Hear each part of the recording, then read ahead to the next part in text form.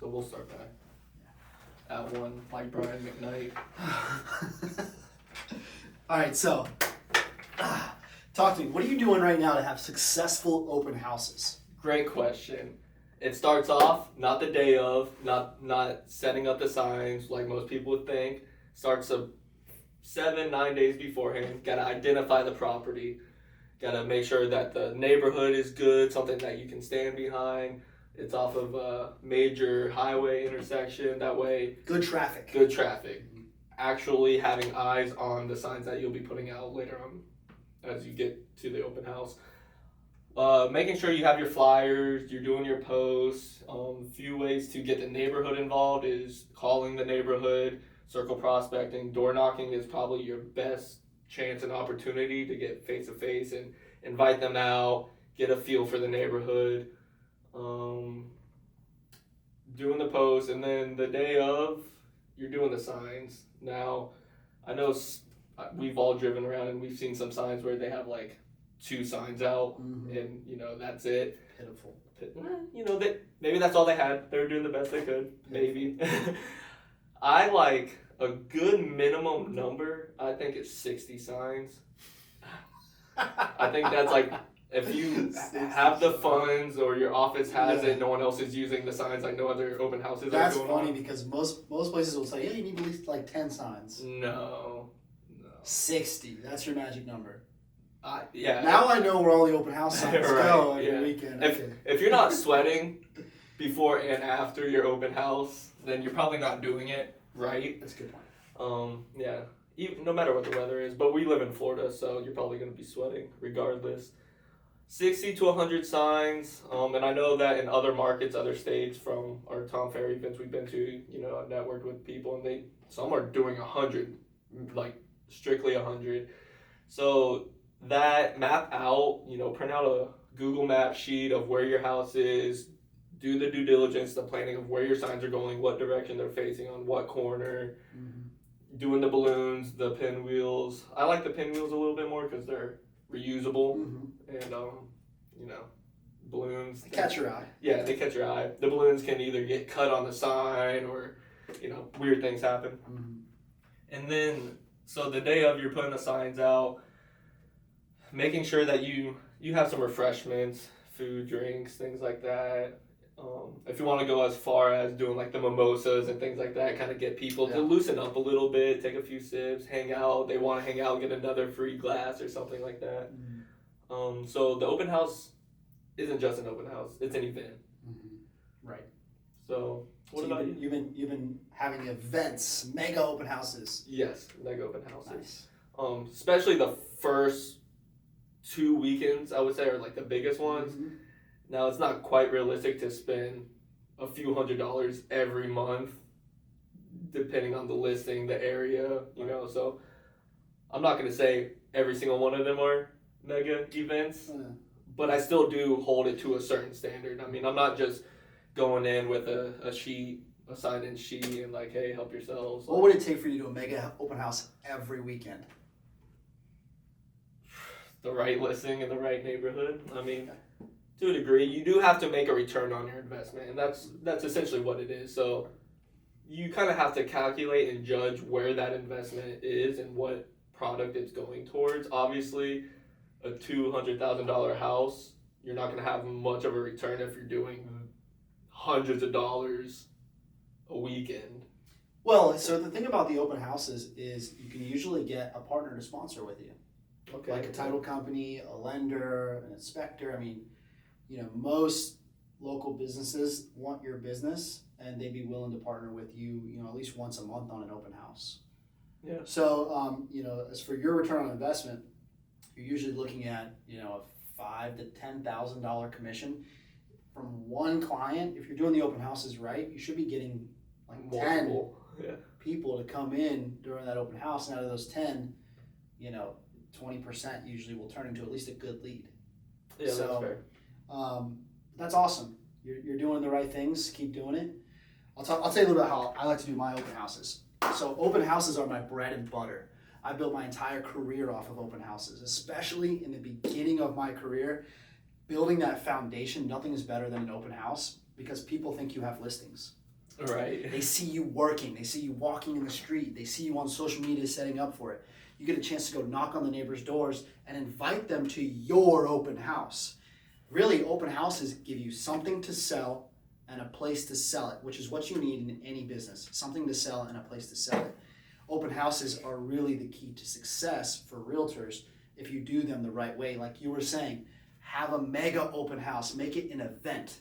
Make it something people look forward to, your friends, your family, and people on your social media and people in the community. What I like to do is very, very similar to yours. I like to put out as many signs as I can, put as many pinwheels as I can.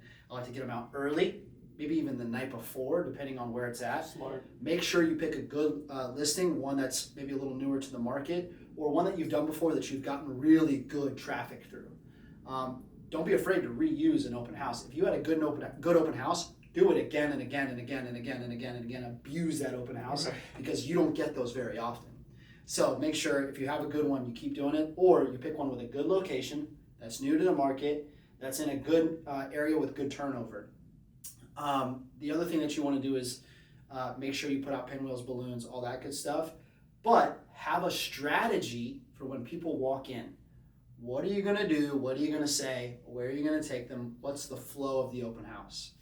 And make sure before they leave that you go for the close. You might be thinking, what is it? I'm at an open house. I'm not going to have them sign a contract at the open house.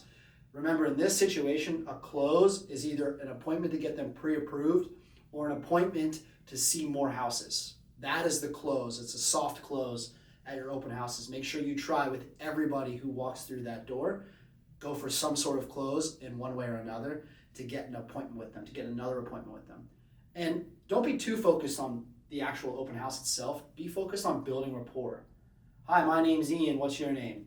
Devon. What do you like to do for fun? Where are you from? How many kids do you have? What brought you to Florida? What type of house are you looking for? Not, hey, it's 3 bedrooms, 2 bathrooms, 1,200 square feet. Right. It's got, hardwood floors. It's got those are information you need to know.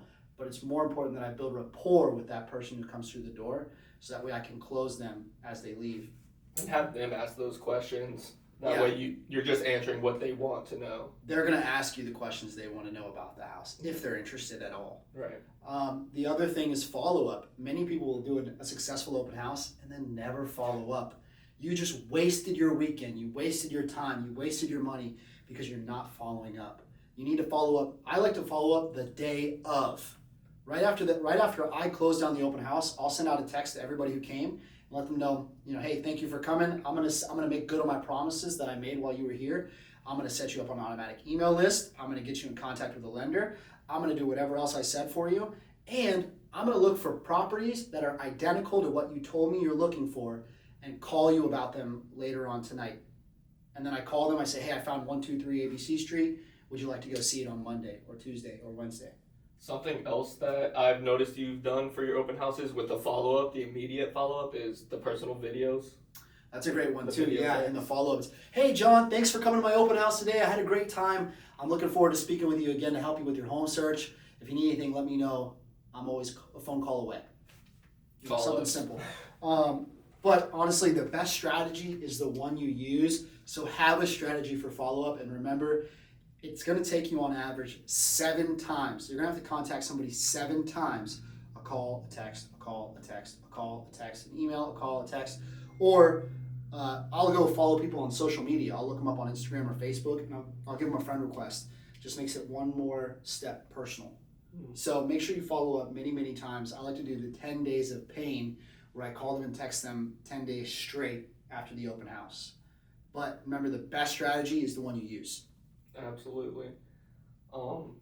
I've noticed too that there has been some immediate return per se on open houses we've done, where I would say maybe half the time, especially the first weekend on, is half the people coming are a lot of the neighbors who also help find people to move into the home, their friends, their families, which is great.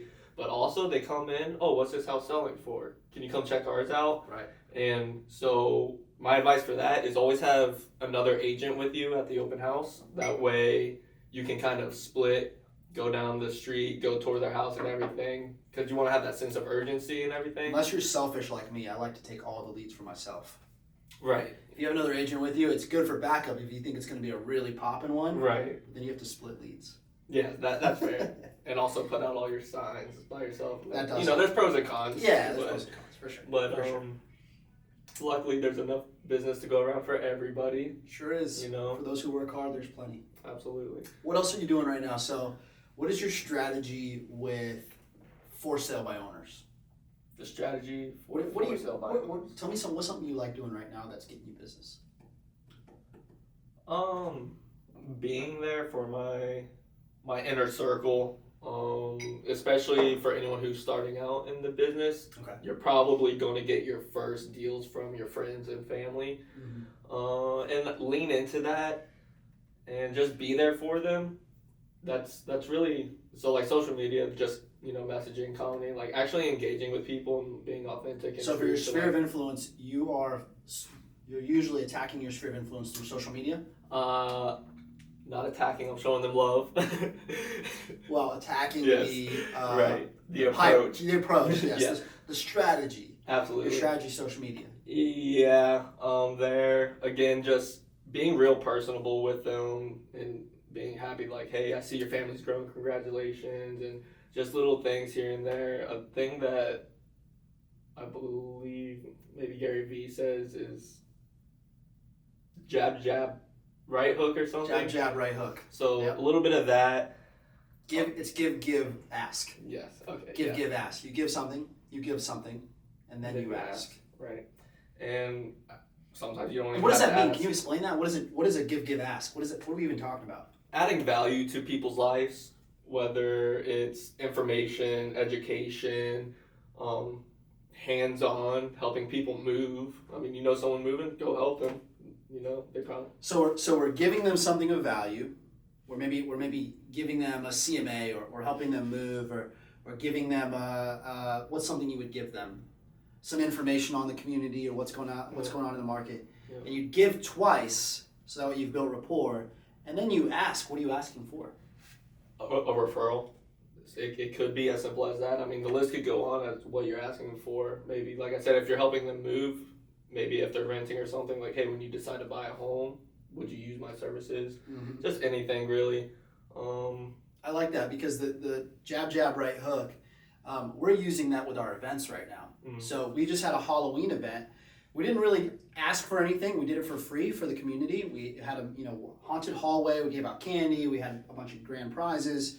And then we're going to have a Christmas event as well where we're going to do a similar thing. Mm-hmm. So we're going to give them these events, give, and then afterwards, once we've built rapport with the community, we're going to ask, we're going to ask, are they interested in selling their house?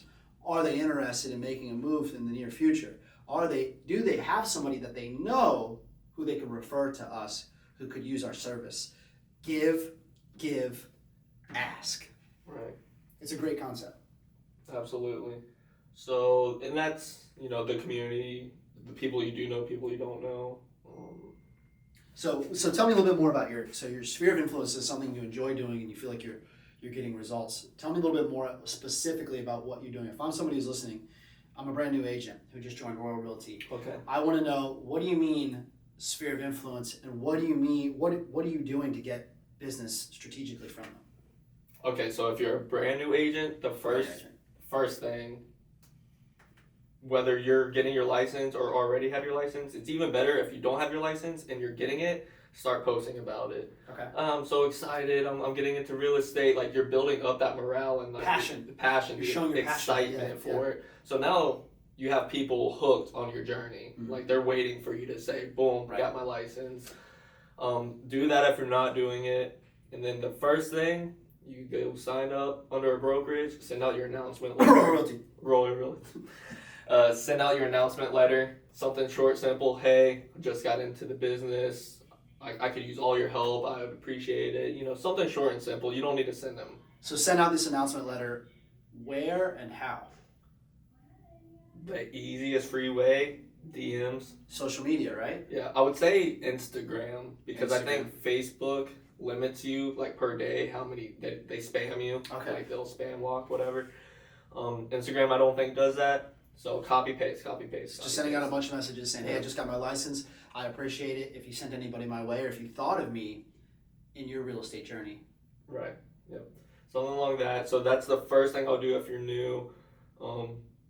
If you're not new and you haven't done something like that, try to figure out a way to do that. And then staying top of mind with the posting. Again, the give, ask concept comes back to that with just the information, educational things. And just staying in touch, trying to have as many conversations as you can a day. Again, DMs is the best way. It's free. Right. You don't have to drive anywhere. You don't have to go stand in a Publix line and wait to run into someone. Another thing with the sphere of influence, being involved in a hobby. I know you and some others do like jiu-jitsu, boxing, things like that. So you're going to a place where it's the same community. The relationships there, half the work's done, the rapport's built. So for me, I like to go to the gym, go to a local one, CF Fitness, plug. And I like to go at the busiest time, where I know a lot of people like, oh, I like to go in the morning because it's less busy, I can get in and out. Well, you're missing a huge opportunity there. Put your face out there, be there. I used to leave my business card at every machine I would work out at. Nice. And how did that? I mean, people knew me. Yeah. Hey, I saw your business card over there. Or it was a joke, right? It was an ongoing joke that I would, even at my family dinners, I would give out business cards every week to my family members.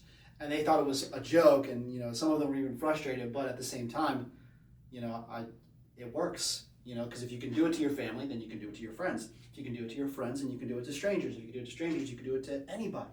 So, that's, it's something that when you practice, oh, hey, by the way, my name's Ian, and I would do this to my grandma or to my uncle and say, hey, my name's Ian Reinhardt, and I sell houses. If you need to buy or sell a house, don't forget to call me.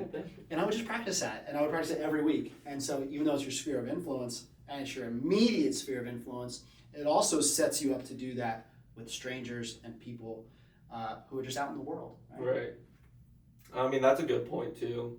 For some of us, it's harder to get that no from someone we love. So once you kind of build that practice, like with your immediate sphere, where they're like, haha, no, it makes the other no's easier to a degree. You're like, I don't know this person. Right. On to the next. Right. Talk to me a little bit about, so we talked about open house, talked about sphere of influence. Let's do one more. Let's talk about for sale by owners. Let's talk about recruiting. Recruiting. Yeah. To touch on that point. So well, I'd like to just touch on that point real quick. I'd like to hit on that. So recruiting. So what are your thoughts on recruiting? Obviously, so the lure in recruiting, right? The good thing about recruiting is, or at least the idea behind it is that, okay, if Devon Willoughby goes out there and he recruits enough people and he has incentive within our brokerage to recruit people, which is that you're going to make passive income from the people you recruit, what's in it for you and what's your vision for that? Do you have a plan for that? So I'm going to be honest, I haven't quite thought about having that plan for it. It is nice to be incentivized. The biggest thing I think for me is I feel like I've kind of always been like a selfless type of person. So as soon as someone calls, needs help, I'm there. Like I've always been that person. Just knowing the opportunity that you're bringing somebody, I think is like a bit of a pushing factor. Like, hey, this person's getting their license. I think they may want to go look at different brokerages. If they go to a bigger one, I've heard it plenty of times from other agents who've left big brokerages, come in here, and they can get lost in that crowd of like that big corporate side. Just a number. Yeah, exactly. Right. And if you're not someone who's immediately producing, you get pushed to the wayside. Right. For us, it's the family atmosphere and everything. So I know, like, for me, that was important, and that's what I want to be able to help provide to somebody, or at least give them the option. Yeah. And, I've seen it firsthand experience, the accountability we get here from you, from the admins, and just other agents, the mentors. It's there. The coaching. Sure, there's some other things I'm missing in there, but, again, the incentive is nice. Like, hey, if you get 10, 20, 30 people hired on, you're making a decent paycheck off, like, something. There's no reason you couldn't go out there and recruit 100 people to Royal Realty. Right. and make a portion of what they make for as long as they're with the company. Mm-hmm. And so let's say you recruit 100 people, and we know the 80-20 rule, which is that 20% of the people in your company will do 80% of the business. Right. So if we apply that to your recruiting, you go out there, you recruit 100 people, 20 of them produce, and if an average agent does $45,000 a year, then that means 20 agents will be doing $45,000 a year. And if you're making, let's just make it a really simple math, you're making 10% of each agent. What is that? 4 times? You're making a living, Right. just from having recruited agents. Not even working on your own Not business. even working on your own business. And and that's something that is a goal for a lot of people. It's something passive. super attainable. It's passive, Yeah. but it's not really. You're gonna always have to recruit. You're gonna always have to retain. Yeah. And it's still a good strategy to move your business forward, though. Obviously you've got to sell houses in order to Right. build the credibility, but eventually you get to recruit people and build passive income as well. Absolutely. And so if you're not calling for sale by owners and you're not doing open houses, you better be recruiting agents. Multiple options to make money in this industry. No excuses. And to change lives. And change Again, lives. I think that we all have bills to pay. Like, I understand that. Yes, we are doing it for money at the end of the day, but the added benefit is like really seeing someone's life do a 180, Absolutely. and just everyone's leveling up together, and the weak ones weed themselves out. Like you said, the 80-20. The most millionaires are made through real estate. And so that's the great thing about having your real estate license is it opens up all these doors, right? There's a lot of millionaire real estate agents, but that's not even the biggest, most advantageous part about being a real estate agent. It's the doors that open up to you because you have a real estate license. Right. That is the most advantageous thing about this industry, is the doors, the opportunity just always rolling in. Mm-hmm. So take full advantage, get out there, sell some houses, find some investments, recruit some agents. You can hit it from all angles. Absolutely. Anything else? I want to throw you an odd question. Let me stop the recording so that way we don't kill myself trying to Download it. upload, download.